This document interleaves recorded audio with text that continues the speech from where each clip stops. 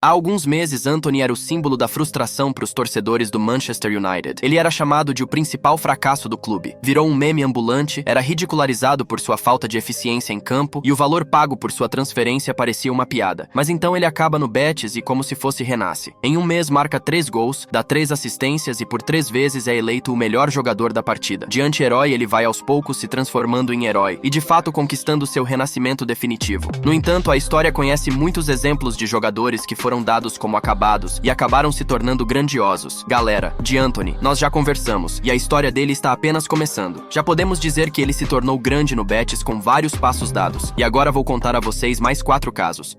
Quando jogadores descartados, rejeitados, expulsos e considerados desnecessários se levantaram do chão e se tornaram lendas do futebol. São jogadores que no início não receberam chances e foram subestimados, mas conseguiram provar que descartá-los foi o maior erro.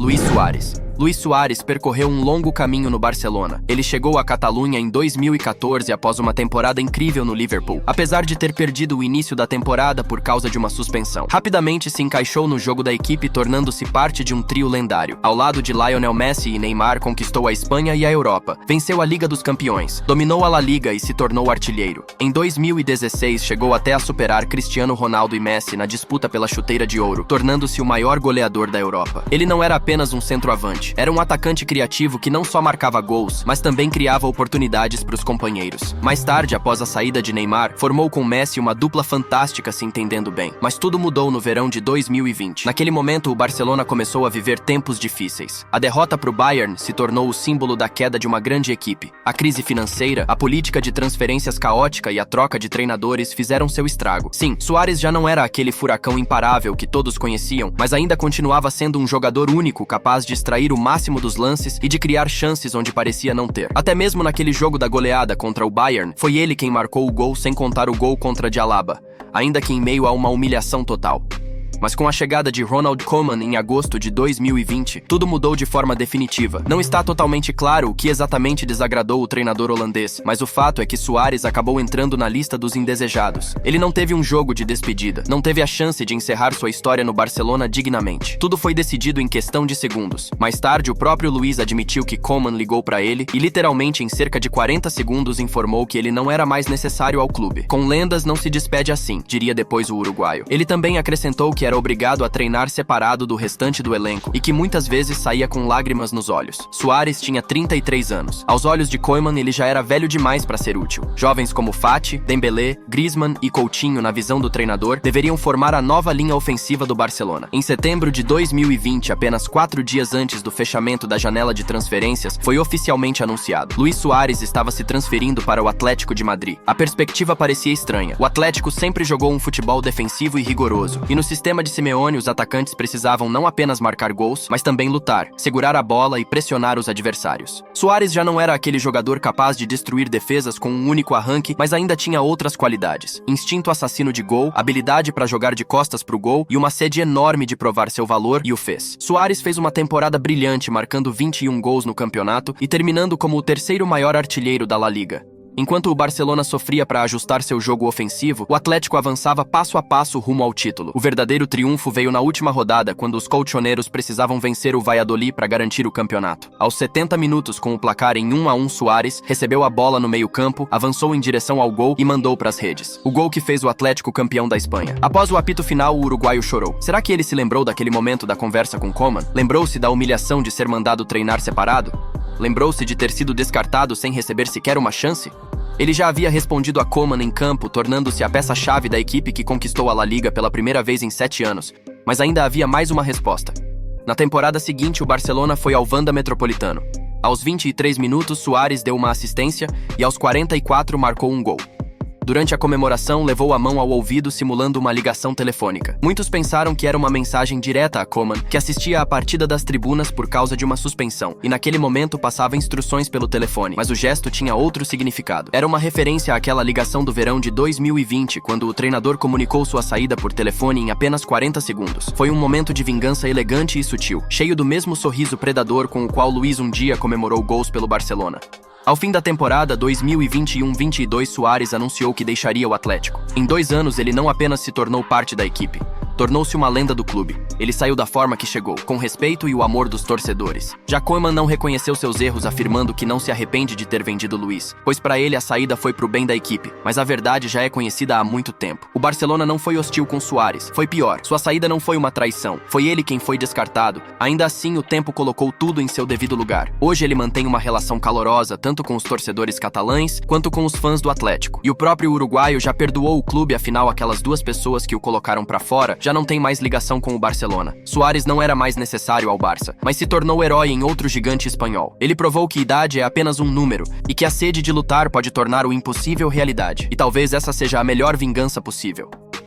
Luka Modric. Luka Modric chegou à Inglaterra não apenas como um meio-campista talentoso. Ele foi para o Tottenham com a reputação de futuro craque. Na Croácia já era chamado de gênio, mas a Premier League é um nível completamente diferente ao qual nem todos conseguem se adaptar. Nos primeiros jogos ele enfrentou a dura realidade do futebol inglês. Disputas físicas intensas, ritmo alto e uma pressão que não dá um segundo para pensar. Muitos duvidavam que aquele garoto frágil e de baixa estatura conseguiria suportar tamanha exigência. Mas Luka não apenas resistiu, ele se tornou o coração e o cérebro da equipe. Seu controle de bola, a visão de jogo impressionante e a capacidade de cortar defesas com um único passe fizeram dele uma peça-chave do Tottenham. Na Inglaterra já não havia dúvidas de que Luka era um dos melhores armadores da liga, e sua transferência para o Real Madrid parecia um passo lógico adiante. Mas ninguém podia imaginar o quão difícil esse caminho seria. Em 27 de agosto de 2012, o Real Madrid anunciou oficialmente a contratação de Luka Modric, então com 27 anos, por expressivos 42 milhões de euros incluindo bônus. À primeira vista parecia um grande avanço, mas o que realmente interessa é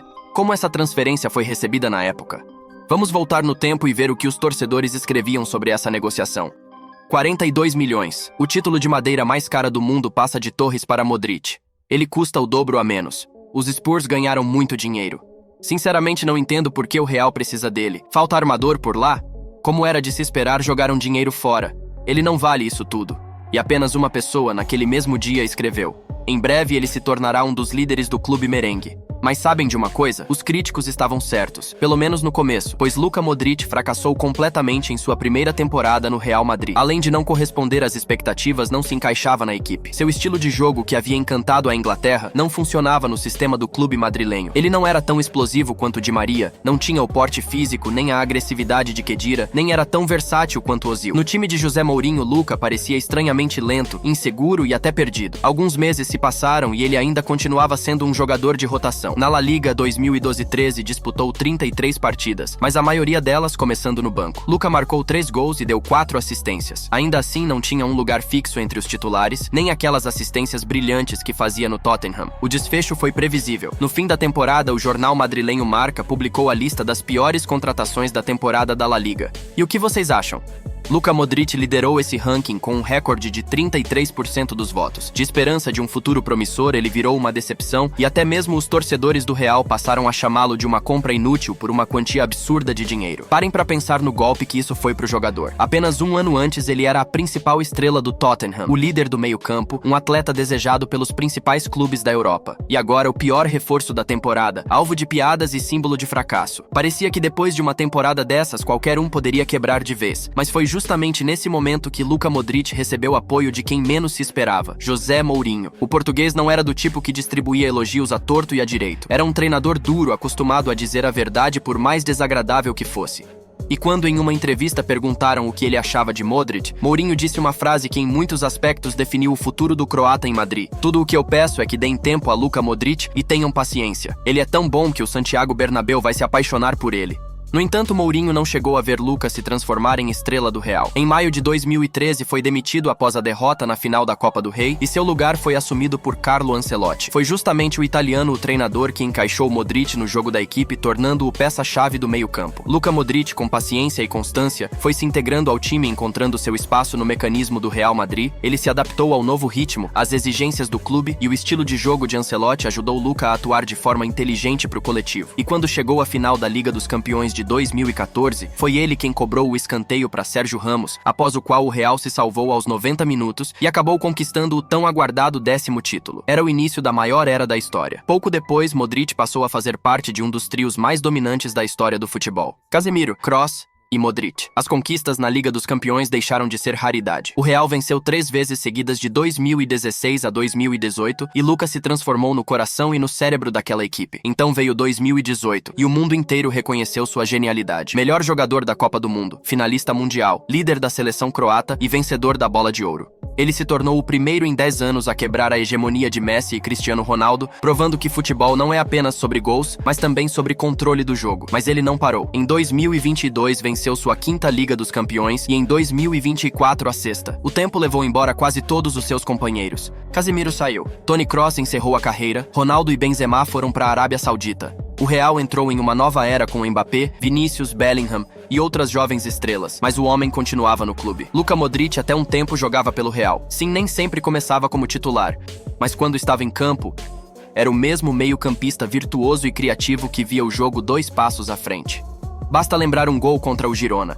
Aos 40 anos ele continua fazendo a diferença, continua criando magia. O excluído já não existe, restou apenas a lenda. Luka Modric. O homem que foi chamado de a pior contratação da temporada, mas que entrou para a história como um dos maiores meio-campistas de todos os tempos. Kevin De Bruyne e Mohamed Salah. Acabei de falar sobre como José Mourinho apoiou Luka Modric quando o mundo inteiro duvidava dele. Mas a história de Kevin e Mohamed prova que José também pode errar profundamente. Não é por acaso que essas duas histórias são apresentadas juntas. Afinal, ambos os jogadores foram para o mesmo clube quase ao mesmo tempo. Os dois não foram valorizados por Mourinho. Ambos enfrentaram desconfiança, críticas do treinador e falta de oportunidades. Como pode um dos maiores técnicos da era moderna não ter enxergado neles aquilo que poucos anos depois todo o mundo do futebol passou a ver? Vamos entender. No início de 2010, o Chelsea era um clube que comprava ativamente jovens talentos de toda a Europa. Entre eles estavam Kevin De Bruyne e Mohamed Salah, 2 jogadores que no futuro seriam chamados de os rostos da Premier League. O primeiro a chegar ao Chelsea foi Kevin De Bruyne. Em 2012, o clube o comprou do Genk por 8 milhões de euros. Na Bélgica, ele já era considerado o novo líder da seleção, um jogador com passe fenomenal. No entanto, previsivelmente foi imediatamente emprestado, primeiro ao próprio Genk e depois ao Werder. Na Alemanha, começou a mostrar um bom nível e parecia que estava prestes a voltar ao Chelsea e se tornar titular. No verão de 2013, José Mourinho retornou ao Chelsea. Uma semana depois, De Bruyne também voltou de empréstimo. Porém, nos primeiros meses ficou claro que José não o via como titular. Nos primeiros jogos da temporada, ele até começou como titular, mas após algumas atuações ruins, José rapidamente perdeu o interesse. Em entrevistas, De Bruyne contou que Mourinho o chamava em seu escritório e perguntava: "Por que você tem apenas um gol?", ao mesmo tempo em que o comparava com Oscar, William e Hazard. No fim, em janeiro de 2014, Kevin foi vendido ao Wolfsburg por 22 milhões de euros sem empréstimo. José se desfez dele definitivamente após apenas 6 meses. Apenas 8 dias após a saída de De Bruyne, em 26 de janeiro, o Chelsea contratou Mohamed Salah vindo do Basel por 16 milhões e meio de euros. O egípcio brilhava na Suíça e parecia que se tornaria titular, mas a história se repetiu. Nos primeiros jogos, Salah entrava como substituto, mas seu tempo em campo era catastrófico de tão pouco. E após algumas atuações ruins, Mourinho desistiu dele.